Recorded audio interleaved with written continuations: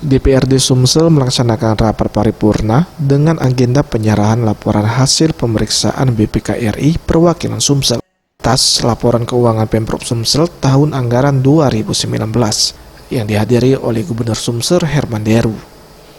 Dari sambutan anggota 5 BPK RI Bahrullah Akbar, Pemprov Sumsel mendapatkan predikat wajar tanpa pengecualian atau WTP dengan beberapa catatan, salah satunya pengelolaan aset daerah yang masih belum tuntas seluruhnya. Anita Nuringhati, Ketua DPRD Sumsel, mengatakan pencapaian wajar tanpa pengecualian ini merupakan hasil kerja keras bersama Pemprov Sumsel dengan perhitungan dan perencanaan yang matang dalam pengelolaan keuangan daerah secara transparan dan akuntabel. Catatan yang diterima akan menjadi bahan koreksi agar lebih baik ke depannya.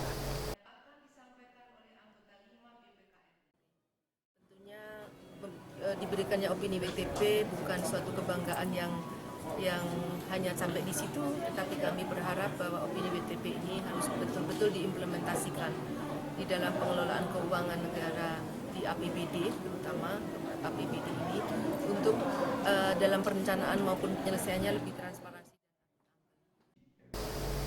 Sementara itu, Herman Deru, Gubernur Sumsel, mengatakan capaian predikat wajar tanpa pengecualian ini sama seperti tahun 2018.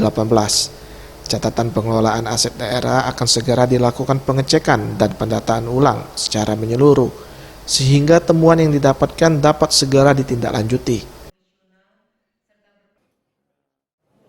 Di tahun 2019 kemarin, yang LHP sudah disampaikan tadi oleh Bapak Perwakilan BPK, kita tetap mendapatkan predikat wajar tanpa pengecualian.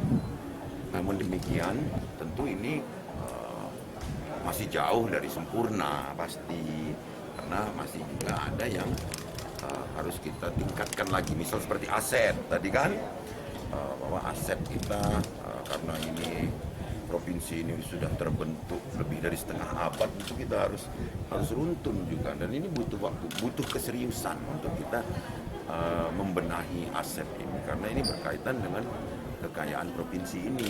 Nah, itu yang menjadi titik berat yang harus kita perbaiki.